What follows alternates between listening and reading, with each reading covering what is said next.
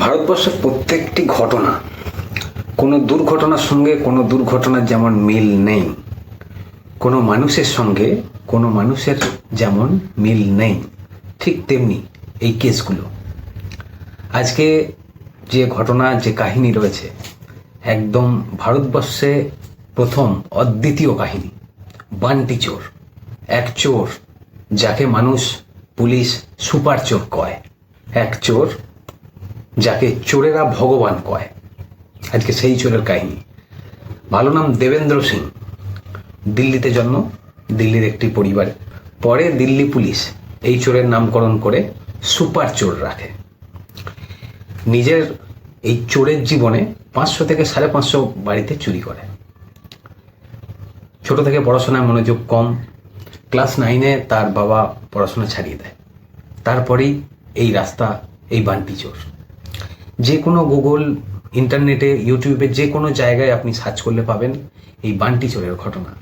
আজকে সেই বান্টি চোরের ঘটনা নিয়ে আপনাদের সামনে। দিল্লি, মুম্বাই, কলকাতা, চণ্ডীগড়, কেরল, এমন কোনো জায়গা নেই যে এই চোর চুরি করেনি। এই চোর যখন চুরি করতো, সাথে কিচ্ছু ছিল না, না কোনো ছুরি, না কোনো মানুষকে মারার যন্ত্রপাতি, কোনো মানুষকে আঘাত না করে নিজের বুদ্ধি দিয়ে প্রত্যেকটা চুরি সাকসেসফুল হতো। সঙ্গে থাকতো একটা মাত্র স্ক্রুড্রাইভার। বান্টি চোর ওরফে দেবেন্দ্র সিং যেখানেই চুরি করতো দামি জুয়েলারি, চুরি করতো অ্যান্টিক জিনিসপত্র, যে সমস্ত জিনিসপত্রের দাম প্রচুর পরিমাণে, যে সমস্ত জিনিসপত্র পাওয়া যায় না বাজারে, দু একটা খুব খুব হাইফাই মানুষের কাছে এই সমস্ত জিনিসপত্র থাকতো। এইসবের প্রতি লোভ ছিল তার। এই বান্টি চোর চুরি করতো কুকুরের ছানা, যেগুলো দামি কুকুরের বাচ্চা, দামি কুকুরের পাপিস। এই বান্টি চুরি করতো দামি হাত ঘড়ি। এই ছিল বান্টি চোরের বিশেষত্ব। এই বান্টি চেন্নাই পুলিশের কাছে ধরা পড়েছিল প্রথম, সালটা 1993। চেন্নাই পুলিশের কাছে ধরা পড়ার পর স্বাভাবিকভাবেই পুলিশ তাকে নিয়ে যায় থানাতে। তা থানার পাশেই পার্কিং, সেখানে একজন এসআই স্কুটার খাড়া করা ছিল, দাঁড় করানো ছিল। সে সেখান থেকে কি করে পুলিশকে ভুলভাল বুঝিয়ে একজন এসআই স্কুটার সেটাকে নিয়ে পালিয়ে যায়। এই প্রথমেই তার জীবনের সূত্রপাত। এই বান্টি চোর ওরফে দেবেন্দ্র সিং একদিন চণ্ডীগড়ে জেলে বন্দি ছিল। তো চণ্ডীগড়ে জেলে বন্দি থাকার সময় বান্টি চোর কাঁচের গ্লাস ভেঙে খেয়ে ফেলেছিল। যথেষ্টভাবে ইনজিওর হয়, পুলিশ ভয় খেয়ে যায়, পুলিশ তাকে হসপিটালাইজ করে। হসপিটালে নিয়ে যাওয়ার পরে ডাক্তারের সিরিঞ্জ দিয়ে হাত কড়া খুলে সেখান থেকে পালিয়ে যায়। এই বান্টি চোর ওরফে দেবেন্দ্র সিং একদিন চণ্ডীগড়ে একটা মারুতি সুজুকির 4 হুইলার নিয়ে পালিয়ে যায়। 4 হুইলারটাকে চুরি করার পর পুলিশ তাকে সিসিটিভিতে দেখতে পায়। তো সিসিটিভিতে দেখার পরে পুলিশ যথারীতিভাবে গাড়িটাকে ট্র্যাক করে। একটা নাকা চেকিংয়ে গাড়িটাকে আটকে দেয়। 2 জন পুলিশকর্মী ছিল। 2 জন পুলিশকর্মী তাকে বলে থানায় যাওয়ার জন্য। একদম খুব সিম্পলভাবে বান্টি চোর বলে, হ্যাঁ অবশ্যই, কেন নয়, চলুন। এই বলে 2 জন পুলিশকর্মীকে পিছনের সিটে বসায়। ড্রাইভার সে নিজেই ছিল। গাড়ি চালানোর সময় স্টিয়ারিংয়ের নিচে কোনো একটা তার খুলে দেয়, যাতে করে গাড়ির স্টার্ট বন্ধ হয়ে যায়। গাড়ির স্টার্ট বন্ধ হয়ে যাওয়ার পরে পুলিশকর্মীদেরকে বলে, গাড়িটা বন্ধ হয়ে গেছে, মনে হচ্ছে যেন ঠিলতে হবে, পিছন থেকে ধাক্কা মারতে হবে, তা আপনারা 2 জন একটু ধাক্কা মেরে দিলে ভালো হয়। পুলিশরাও যথেষ্ট বুদ্ধিমান। পুলিশ সঙ্গে সঙ্গে বান্টিকে বলেন, তুমি কি আমাদের বোকা পেয়েছো? বান্টি বলে, যদি না বিশ্বাস হয় স্টিয়ারিংয়ে চলে আসুন, বসে দেখুন গাড়ি চলছে কি না, গাড়ি স্টার্ট হচ্ছে কি না। একজন পুলিশকর্মী নেমে স্টিয়ারিংয়ের সিটে বসে, দেখে সত্যি গাড়ি স্টার্ট নিচ্ছে না, নিশ্চয়ই গাড়ির কোনো প্রবলেম হয়েছে। 2 জন পুলিশকর্মীকে গাড়ি থেকে নামিয়ে গাড়ি ঠেলার নাম করে, আবার যখনই পুলিশকর্মীরা নেমে গাড়ি ঠেলতে থাকে, সে সঙ্গে সঙ্গে কোনো রকম সেই তারটিকে জয়েন্ট করে সেখান থেকে পালিয়ে যায়। বান্টি চোরের মনের ভেতর একটা আশা, একটা লক্ষ্য খুব বেশি ছিল। তার খুব ইচ্ছে ছিল সে এমন কিছু চুরি করবে ভারতবর্ষের মধ্যে যেটাতে তাকে নিয়ে বলিউড ফিল্ম হবে। বর্তমানে তা হয়েওছে, ওয়ে লাকি লাকি ওয়ে। এই সম্পূর্ণ ঘটনাটা এই বান্টি চোরের জীবন কাহিনীকে নিয়ে।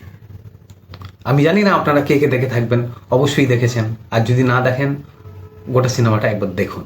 এই কাহিনী যখন হয়, এই বান্টি চোরকে নিয়ে এই ওয়ে লাকি লাকি ওয়ে যখন ফিল্মটা হয়, তখন ফিল্মের যে প্রডিউসার ছিল, যে ডাইরেক্টর ছিল, তারা ভেবেছিল অরিজিনাল শুটিং বান্টি চোরকে দিয়েই করাবে। কিন্তু বান্টি চোরের এতটাই ভাগ্য খারাপ, সে তখন তিহার জেলে বন্দি। কখন আবার চুরি করে আবার কখন ঢুকে যাবে এই ভয়ে ডাইরেক্টর প্রডিউসার কিন্তু বান্টি চোরকে আর নেয়নি, তার জায়গায় অভিনয় করেছেন অন্যজন। বান্টি চোর কোনোদিন নিজের নামে কোনো বাড়ি, কোনো ফ্ল্যাট কিচ্ছু কেনেন। এ খুব ভালো করে জানে যে সে যখন ধরা পড়বে তখন কোর্ট কিন্তু সেই বাড়ি বা ফ্ল্যাটকে একদম কোর্টের আন্ডারে নিয়ে নেবে। তাই এই বান্টি চোর কোনোদিন কোনো ফ্ল্যাট নয়, কোনো বাড়ি নয়, প্রত্যেকটা চুরি করার পর এই বান্টি চোরের থাকার জায়গায় ছিল কোনো 5 স্টার হোটেল। কোনোদিন কোনো টাকা পয়সা নিজের কাছে রাখতো না, যা আসতো চুরি করে সবটুকু খরচা করে দিত। ভালো খাবার, ভালো পোশাক, সমস্ত কিছু দামি দামি। যেটা তার শখ ছিল যে সে খুব আয়েশ করে জিন্দেগি, সে খুব আয়েশ করে তার জীবনকে কাটাবে। নিজের আয়েসে 5 স্টার হোটেলে, গোয়ার 5 স্টার হোটেল, যে কোনো জায়গার যেখানেই যেত, এমনকি কলকাতাতেও এসছে, সেখানেও চুরি করেছে। বান্টি চোর এই গাড়ি চুরি করতো ঠিক, 4 চাকা চুরি করতো ঠিক কথা, কিন্তু 4 চাকা কোনোদিন সে বেচে নেই, কাউকে বিক্রি করেনি। তার খুব শখ ছিল সে 4 চাকা, ভালো ভালো দামি দামি 4 হুইলার সে চাপতে ভালোবাসতো, চালাতে ভালোবাসতো। তাই যে কোনো জায়গায় চুরি করত, সেই জায়গা থেকে চুরি করার পরে সেই 4 চাকা না বিক্রি করে আবার পরের যেখানে চুরি করতো তার বাড়িতে সেই গাড়িটিকে ফেলে রাখে চলে আসতো। তার ছোট থেকে স্বপ্ন ছিল গোয়েন্দা হওয়ার, কিন্তু সেই স্বপ্ন তার সার্থক হয়নি। সে জেলে বসে বসে ভেবেছে এইবার আর চুরি করবো না, চুরি ছেড়ে দেবো, এবার গোয়েন্দা হব। তো সেই স্বপ্ন তার কোনোদিন সার্থক হয়নি। এই বান্টি চোর যেখানে চুরি করতে যেত, এখানেই বিভিন্ন হাইফাই যে সোসাইটির মানুষরা থাকতো, তাদের বাড়িতে কুকুরের খুব উৎপাত। তাই চুরি করতে গেলে কুকুররা খুব তাকে ডিস্টার্ব করতো। সেই জন্য 6 মাস কুকুরের বোর্ডিংয়ে ঢুকে সেখানে ট্রেনিং নিয়ে তারপরে চুরি করতে গেছে। বারবার এই 6 মাস ট্রেনিং করে বান্টি চোর সেই কুকুরকে কিভাবে রক্ত করা যায়, কি করে বসে আনা যায়, তার ট্রেনিং নিয়ে তারপরে চুরি করতে গেছে।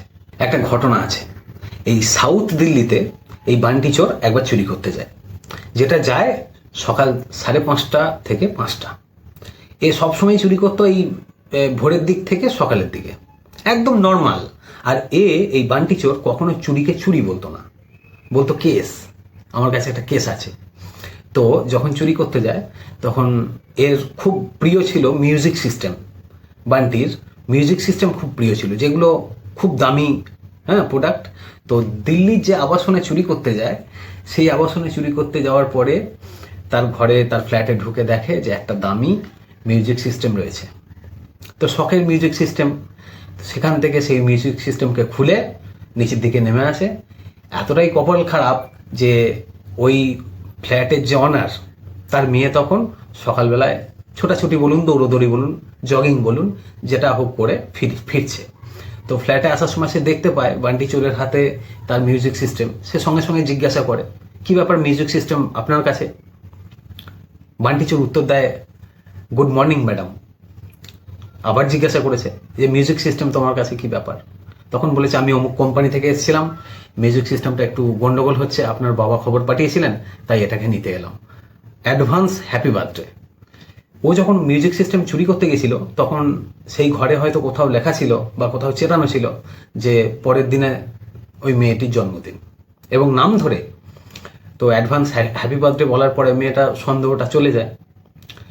এর সঙ্গে আরও বলে, কালকে আপনার জন্মদিন, সেই জন্য আপনার বাবা অনেক দামি দামি গিফট আনিয়েছেন, আমি ওপরে দিয়ে এলাম, আপনি যান আর এটাকে নিয়ে যেতে বললেন। এই বলে সেখান থেকে সে চলে যায়।